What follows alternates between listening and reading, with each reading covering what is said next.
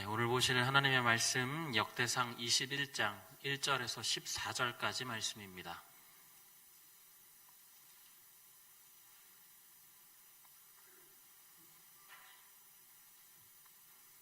역대상 21장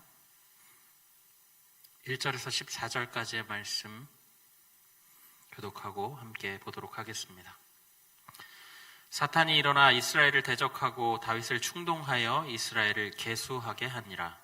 다윗이 요압과 백성의 지도자들에게 이르되 너희는 가서 브엘세바에서부터 단까지 이스라엘을 계수하고 돌아와 내게 보고하여 그 수효를 알게 하라 하니, 요압이 아뢰되 여호와께서 그 백성을 지금보다 100배나 더하시기를 원하나이다. 내 주 왕이여, 이 백성이 다 내 주의 종이 아니니이까 내 주께서 어찌하여 이 일을 명령하시나이까? 어찌하여 이스라엘이 범죄하게 하시나이까 하나, 왕의 명령이 요압을 재촉한지라. 드디어 요압이 떠나 이스라엘 땅에 두루 다닌 후에 예루살렘으로 돌아와 요압이 백성의 수요를 다윗에게 보고하니, 이스라엘 중에 칼을 뺄 만한 자가 110만 명이요 유다 중에 칼을 뺄 만한 자가 47만 명이라. 요압이 왕의 명령을 마땅치 않게 여기고 여호와 많은 사람은 계수하지 아니하였더라. 하나님이 이 일을 악하게 여기사 이스라엘을 치심해 다윗이 하나님께 아뢰되 내가 이 일을 행함으로 큰 죄를 범하였나이다. 이제 간구하옵나니 종의 죄를 용서하여 주옵소서. 내가 심히 미련하게 행하였나이다 하니라. 여호와께서 다윗의 선견자 갓에게 말씀하여 이르시되 가서 다윗에게 말하여 이르기를 여호와의 말씀이 내가 네게 세 가지를 내어놓으니 그 중에서 하나를 내가 택하라. 내가 그것을 내게 행하리라 하셨다 하라 하신지라. 갓이 다윗에게 나아가 그에게 이르되 그에게 말하되 여호와의 말씀이 너는 마음대로 택하라. 혹 3년 기근이든지 혹 내가 석 달을 적군에게 패하여 적군의 칼에 쫓길 일이든지 혹 여호와의 칼 곧 전염병이 사흘 동안 이 땅에 유행하며 여호와의 천사가 멸할 일이든지 하셨나니 신이에게 대답할지를 결정하소서 하니, 다윗이 갓에게 이르되 내가 곤경에 빠졌도다. 여호와께서는 긍휼이 심히 크시니 내가 그의 손에 빠지고 사람의 손에 빠지지 아니하기를 원하나이다 하는지라. 이에 여호와께서 이스라엘 백성에게 전염병을 내리심에 이스라엘 백성 중에서 죽은 자가 7만 명이었더라. 아멘.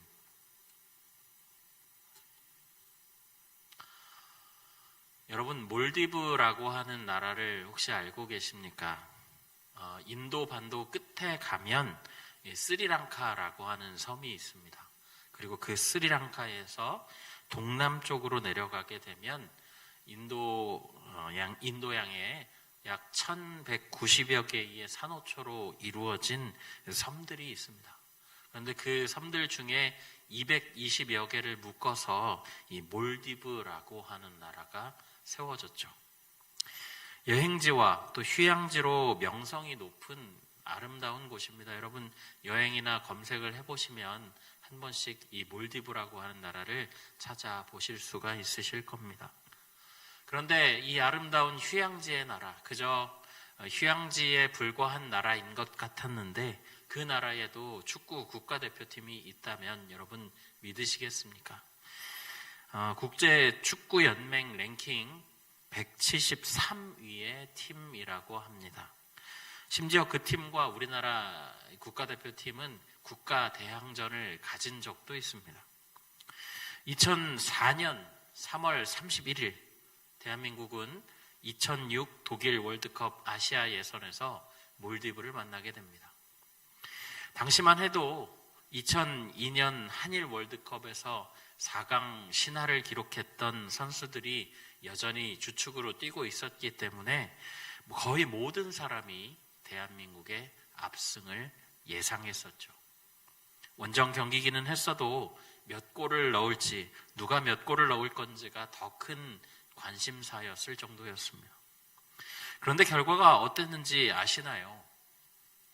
대한민국 대표팀은 몰디브에서 벌어진 이 경기에서 시종일관 무기력한 경기력을 보이면서 0대0 무승부를 거두게 됩니다.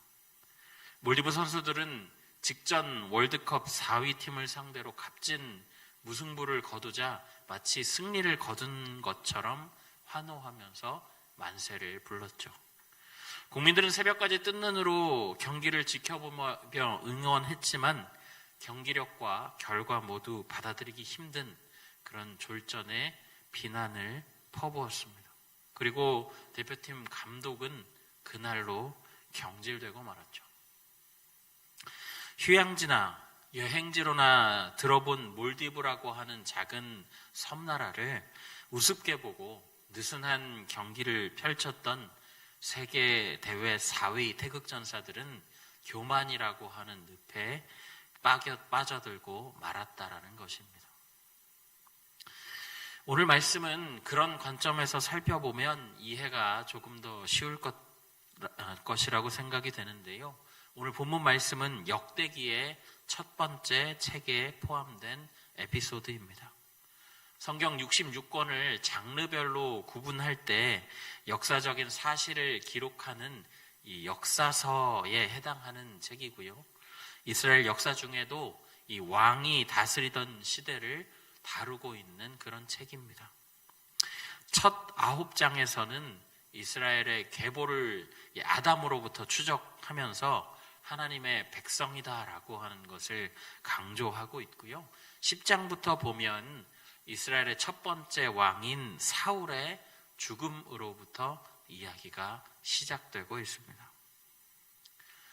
사울에 이어서 왕위에 오른 사람은 다윗입니다. 여러분 아시겠지만 다윗은 하나님의 마음에 합한 자라고 하는 별명을 가지고 있는 사람입니다. 어린 시절에 이 형제가 많은 집안의 막내로 태어나서 아들들 숫자에 끼지 못할 정도로 천대를 받았었고요. 그리고 양무리를 돌보거나 형들에게 도시락을 전달하는 그런 역할을 할 만큼 집에서 존재감이 없는 그런 인물이었습니다. 하지만 양떼를 돌보던 그때부터 하나님과 깊이 교제하고 또 하나님을 찬양하고 또 그러면서 하나님의 사랑을 받았고 그리고 때로 이 양떼를 돌보면서 이 곰이나 사자의 입에서 양을 구출해내는 그런 용맹한 하나님의 전사로 성장해 갔습니다. 살아계신 하나님을 모독하는 골리앗이라고 하는 블레셋 장수를 향해서 거룩한 분노를 드러냈고 그리고 물맷돌로 이 골리앗을 쓰러뜨린 그런 사람이죠. 사무엘을 통해서 하나님의 기름 부으심을 받아서 왕으로 낙점되었을 뿐만 아니라 이런 전공까지 세웠으니 이후에는 꽃길만 걸을 것 같았던 그런 왕이었습니다. 왕 후보였습니다. 하지만 도리어 백성들의 사랑과 존경이 이 사울 왕에게 위협이 되면서 늘 쫓기고 생명의 위협을 받는 그런 자리에 서게 됐다라는 것이죠. 하지만 그런 상황 가운데서도 여전히 변함없이 여호와는 나의 목자시니 내게 부족함이 없습니다라고 고백하던 사람이 바로 이 다윗입니다. 우여곡절을 거쳐서 사울이 죽게 되고 이 다윗이 왕위에 올랐을 때에는 하나님이 그와 함께 계심으로 어디를 가든지 이기게 하시고 하나님의 마음을 흡족하게 했다라고 성경은 기록하고 있죠. 그런데 그랬던 이 다윗이 오늘 본문에서는 실수를 저지르고 있는 것을 우리가 확인할 수가 있습니다. 우리 1절 말씀을 다시 한번 함께 읽어보실 텐데요. 우리 1절 말씀 함께 읽겠습니다. 사단이 일어나 이스라엘을 대적하고 다윗을 충동하여 이스라엘을 계수하게 하니라. 성경은 사탄이 다윗을 충동했다라고 이야기하고 있습니다. 이스라엘을 계수, 그러니까 인구의 수를 인구 조사를 시켰다라는 이야기인데요. 인구를 조사하는 것이 왜 문제가 되었을까요? 고대 근동에서 고대 근동뿐만 아니라 이 근세에 이르기까지 거의 모든 곳에서 통용되는 이야기는 뭐냐면 인구수가 곧 국력이라는 것입니다. 국력일 뿐만 아니라 바로 국방력, 군사력의 수가 된다라는 것이죠. 20세 이상 이 싸움에 나갈 만한 모든 자, 그러니까 전쟁이 일어났을 때 당장 나가서 싸울 수 있는 사람들을 헤아리는 것입니다. 그럼으로써 자신의 나라가 얼마나 강해졌는지 자랑하고 싶었다라는 것이죠. 사실 이게 얼마나 의미 없는 일인지 우리가 성경을 잘 읽어보면 알 수가 있습니다. 대표적으로 여러분 이 사사기에 나오는 기드온 이야기 아시지 않습니까? 상대는 13만 5천 명이나 되는 미디안의 대군이었죠. 그런데 소집된 이스라엘 군대는 4분의 1 정도 되는 3만 2천 명뿐이었습니다. 하나님은 처음에는 1만 명 정도를 집에 보내시더니 그마저도 많다라고 이야기하시면서 그 병력을 300명까지 줄이십니다. 그리고 전쟁에서 완전한 승리를 거두게 하시죠. 그 승리는 실제로 몸과 몸, 그리고 병장기와 병장기가 부딪힌 그런 싸움이 아니라 상대를 놀라게 하고 혼란하게 하고 자기들끼리 싸우게 만드는 그런 방식으로 이루어지죠. 실제 물리적인 충돌이 일어났다면 결코 일어날 수 없었던 그런 일을 하나님이 권능으로 행하셨다라는 것입니다. 제가 지금 한 가지만 이야기했지만 여러분 성경을 보시면 이런 이야기들이 비일비재한 것을 우리가 알 수가 있죠. 삼손 혼자서 나귀 턱뼈로 1000명을 때려잡았다. 소모는 막대기로 삼가리 블레셋 사람 600명을 죽였다. 대충 이런 식입니다. 이게 무슨 말을 하고 있는 것이냐면 적어도 이스라엘 백성들에게 이스라엘이라고 하는 나라의 전쟁에는 승패가 군사력의 많고 적음에 좌우되지 않는다라는 말이죠. 그게 아니라 그 전쟁에 하나님이 함께 하시냐 아니냐에 따라서 승패가 결정된다라는 겁니다. 다윗이 그 사실을 몰랐을 리 없습니다. 그는 계속해서 싸우면서 어떻게 하면 이기는지를 알고 있었어요. 하나님이 함께 하시면 내가 승리한다라는 사실을 그가 몰랐을 리 없습니다. 그런데 지금 보시면 왜 이런 의미 없는 어리석은 일에 집중을 하고 있는 것일까요? 부국강병이라고 하는 것이 모두 하나님의 손으로부터 나왔다라는 것을 잊은 채로 그저 자기가 이룬 업적을 보고 뿌듯해하기로 했다라는 것입니다. 이 일에 대해서 다윗의 측근이자 지금으로 치면 국방장관 정도 되는 요압이라고 하는 사람은 이 명령을 마땅치 않게 여겼죠. 우리 3절 말씀 함께 보실까요? 3절 말씀 함께 읽어보겠습니다. 요압이 아뢰되 여호와께서 그 백성을 지금보다 100배나 더하시기를 원하나이다. 내 주 왕이여 이 백성이 다 내 주의 종이 아니니까 내 주께서 어찌하여 이 일을 명령하시나이까? 어찌하여 이스라엘이 범죄하게 하시나이까 하나. 요압의 말은 이렇게 말하는 겁니다. 하나님이 원하신다면 지금 당장 백성들을 100배나 더 해주실 수가 있는데 굳이 왜 인구조사를 해야 합니까? 인구조사를 해서 나라 전체를 범죄하게 만드십니까? 라고 하는 충언이었죠. 성경이 요압에 대해서 설명하는 내용을 볼 때 요압이 그렇게 믿음이 단단하거나 아니면 신실한 사람으로 보여지지는 않습니다. 그러나 그런 신화가 아니었음에도 불구하고 그런 그조차 이 일이 하나님의 뜻이 아니라고 하는 사실을 알고 있었다라는 것입니다. 그런데도 지금 다윗은 완전히 인구조사에 마음을 빼앗긴 상태였다라는 거죠. 요압을 재촉했고 그리고 그 결과를 보고합니다. 4절과 5절에 보시면 그 결과가 나와 있는데요. 제가 한번 읽어드리겠습니다. 왕의 명령이 요압을 재촉한지라 드디어 요압이 떠나 이스라엘 땅에 두루 다닌 후에 예루살렘으로 돌아와 요압이 백성의 수효를 다윗에게 보고하니 이스라엘 중에 칼을 뺄 만한 자가 110만 명이요 유다 중에 칼을 뺄 만한 자가 47만 명이라. 요압이 보고한 내용들을 보게 되면 이스라엘에만 110만 명의 병사가 있고, 그리고 유다 중에 47만 명, 그러니까 도합 합치면 157만 명의 병사가 있었다라는 말이 됩니다. 심지어는 요압이 왕의 명령을 마땅치 않게 여겨서 레위와 베냐민 사람의 이 수를 세지 않았는데도 저 정도예요. 이 정도면 자랑할 만합니다. 그런데 다윗은 이 요압의 보고를 듣는 순간 그제야 정신이 번쩍 들었습니다. 아, 내가 괜한 짓을 했구나. 내가 평생 하나님을 의지하고 하나님의 도우심으로 오늘 여기까지 왔는데 내가 지금 무슨 짓을 한 것인가? 그저 하나님의 도구로 쓰임받아서 하나님이 주신 것들을 누리는 내가 하나님이 아닌 다른 것들을 의지하고 그것으로 뿌듯해하다니. 이 다윗이 지금 이런 실수를 이미 한 적이 있습니다. 다윗이 한창 싸울 때마다 이기고 전쟁에서 승리하게 되니까 더 이상 본인이 전장에 나갈 필요가 없는 거예요. 그래서 병사들은, 부하들은 다 전장으로 보내고 본인 혼자서 할 일 없이 왕궁을 왔다 갔다 하다가 한 여인을 보게 되지 않습니까?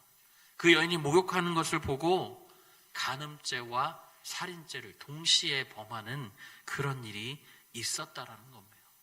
여러분, 그때에도 교만이 그의 발목을 잡았던 거죠. 내가 안 나가도 되겠지, 내가 나갈 것까지는 없겠지라고 생각했던 그 교만 때문에 이 일들이 일어났다라는 것입니다. 그런데 그렇게 일을 한번 당하고도, 그렇게 대가를 한번 호되게 치르고도 이 실수를, 같은 실수를 반복하고 있는 것을 우리는 볼 수가 있습니다. 그에게 다행인 것은 그가 잘못을 깨닫고 회개하는 속도가 빨랐다는 것뿐입니다. 우리 8절 말씀 같이 한번 읽어보실까요? 8절 말씀인데요, 함께 읽겠습니다. 다윗이 하나님께 아뢰되 내가 이 일을 행함으로 큰 죄를 범하였나이다. 이제 간구하옵나니 종의 죄를 용서하여 주옵소서. 내가 심히 미련하게 행하였나이다 하니라. 결국 이 일로 인해서 다윗뿐 아니라 온 이스라엘이 하나님의 벌을 받게 됩니다. 하나님은 갓 선지자를 통해서 세 가지의 선택지를 제시하시는데요, 11절과 12절 제가 한번 읽어드리겠습니다. 갓이 다윗에게 나아가 그에게 말하되 여호와의 말씀이 너는 마음대로 택하라.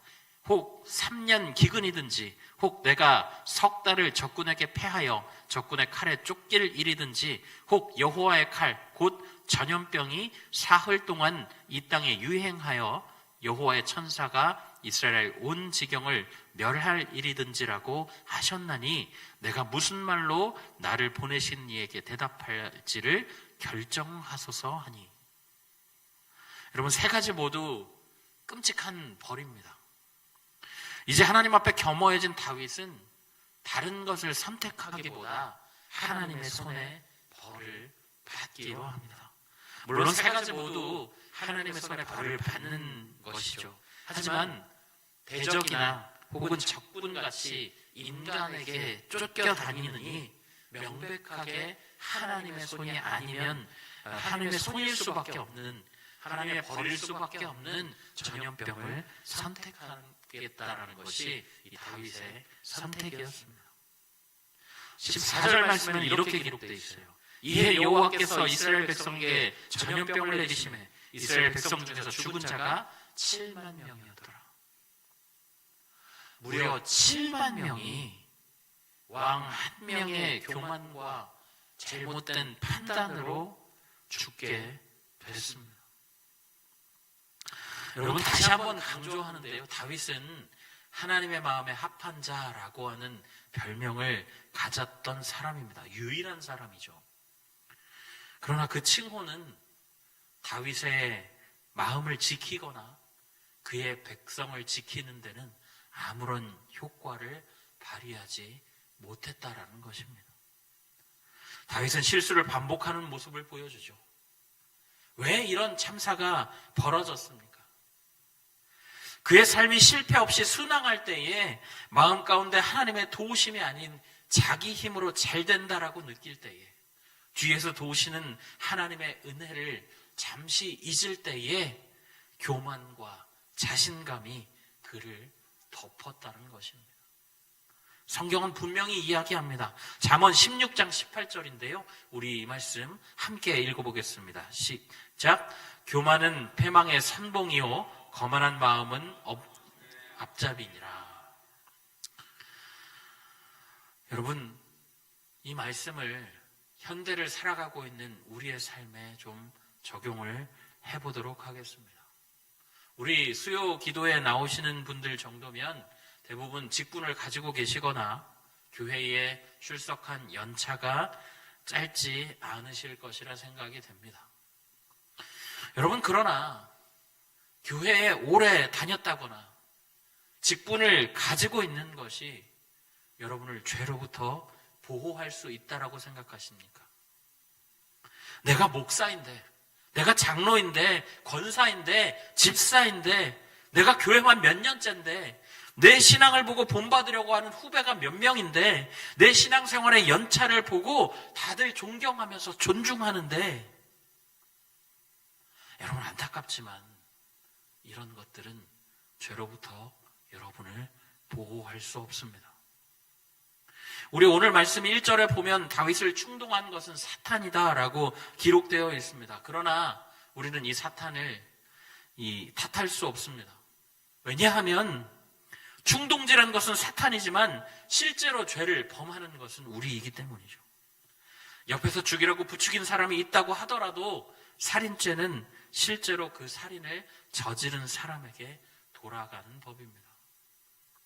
사탄은 성도가 하나님을 잊거나 하나님의 말씀을 따르지 못하도록 충동질하고 교란하는 자기 일을 한 겁니다.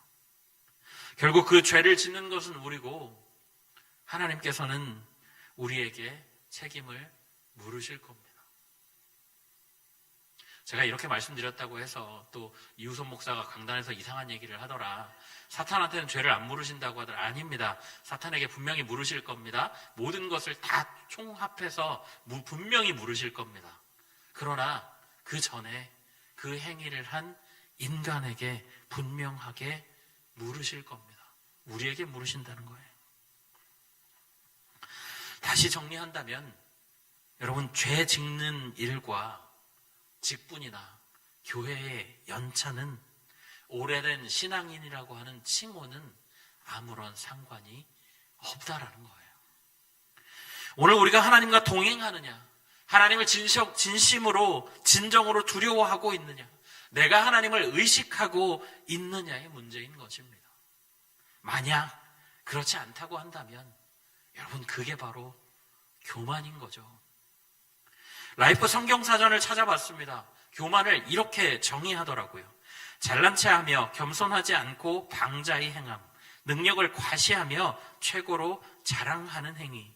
성경에서 교만은 하나님의 은혜와 도움을 부인하는 최고의 범죄 행위로 간주하고 있다.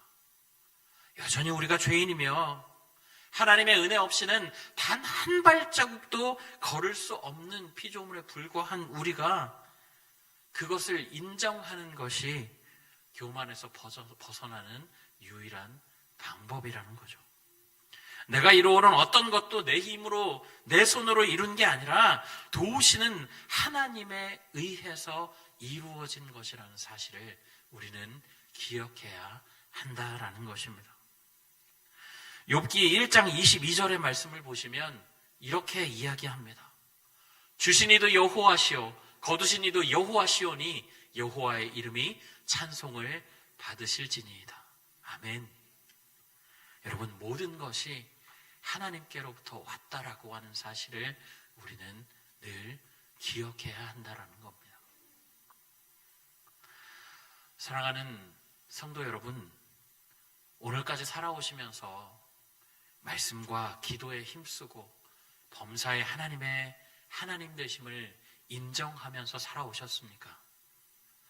잘하셨습니다. 앞으로도 그렇게 사시기 바랍니다.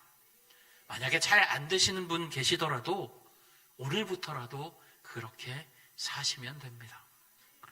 혼자서 하기 힘드시다고요? 인간의 본성에 박혀있는 죄의 DNA가 우리를 흔들고, 그리고 사단이 발을 걸려고 발을 들기만 해도 스스로 스텝이 꼬여버리는 우리의 약함에도 불구하고 두세 사람이 내 이름으로 모인 곳엔 나도 너희와 함께 하겠다라고 말씀하신 예수님이 우리와 함께 계십니다. 하나님이 붙여주신 동역자들 있잖아요. 예수님의 몸된 교회가 함께 합니다. 서로를 넘어지지 않도록 격려해주고 지탱해주는 목장이 있고 전도회가 있고 소그룹이 있잖아요. 우리 함께 교회로 지어져가는 동역자들과 함께 서로의 믿음의 버팀목이 되어 주십시오. 그러나 그렇게 서로 버팀목이 되어주는 중에도 우리가 항상 잊지 말아야 할 한 가지가 있다라고 한다면 바로 이것입니다. 우리가 쌓아온 신앙의 결과물들, 그리고 지금까지 지내온 우리의 신앙의 과정과는 상관없이 언제든 우리는 교만할 수 있고 언제든 하나님의 뜻을 저버릴 수 있다라는 것이죠. 성경은 고린도전서 10장에 이렇게 말씀합니다. 그러므로 서 있는 줄로 생각하는 사람은 넘어지지 아니하도록 주의하라. 여러분, 이 말씀 기억하시면서 우리 성도님들이 나의 작은 죄가, 느슨해진 마음이 하나님의 은혜를 망각하는 교만이 우리를 넘어뜨리지 않도록 날마다 경계하시기를 바랍니다. 그래서 매 순간 우리가 하나님이 가리키는 방향대로 하나님의 뜻이 향한 곳으로 마음을 향하고 그곳으로 걷는 우리 성도님들 다 되시기를 예수님의 이름으로 간절히 부탁드립니다. 아멘. 우리 이 시간에 함께 말씀을 생각하면서 함께 기도하며 나아가실 텐데요. 오늘 다윗의 모습을 보니까 그토록 훌륭한 사람, 우리가 보기에 참 훌륭한 신앙인, 하나님의 마음에 합한 자라는 유일한 별명을 가졌던 사람조차도 이 죄 앞에서, 교만 앞에서 약해짐을 우리가 보게 됩니다. 이 시간 우리가 기도하실 때 이런 기도 제목 가지고 함께 기도하며 나아가실까요? 하나님, 우리가 쌓아온 어떤 것도 죄로부터 우리를 보호할 수 없음을 알게 되었습니다. 늘 우리가 겸허한 마음으로 하나님 앞에 서게 하여 주십시오. 언제든지 넘어질 수 있는 우리의 그 약함을 하나님 앞에 아뢰고 완전하신 하나님의 손으로 죄로부터 보호하심을 바라는 겸손한 자로 살게 하여 주시옵소서. 우리가 선자로 생각하지 아니하고 늘 언제 넘어질지 모르는 경계심을 가지고 살아가는 자 되게 하여 주옵소서. 함께 기도하시고 또 목장 모임 가운데 성령의 인도하심과 임재하심을 경험하기를 원합니다. 우리가 모여서 함께 기도하고 말씀을 나누고 삶을 나눌 때 그곳 가운데 임재하신 하나님의 은혜로 말미암아 우리가 서로를 지탱해주는 힘이 될 수 있게 해달라고 함께 기도해 주시고, 또 교회학교 리모델링이 진행되고 있는 가운데 있습니다. 모든 과정 가운데 성령께서 주장하여 주셔서 순적하게 진행되게 하여 주시고, 완공된 그곳에서 우리 아이들이 더욱 하나님께만 집중하고 하나님만 바라보며 자라나는 아이들 되도록 인도하여 달라고 우리 시간에 이 기도 제목 가지고 함께 기도하시고 자유롭게 각자의 기도 제목으로 하나님 앞에 나아가시겠습니다. 기도하겠습니다. 사랑의 하나님, 감사합니다.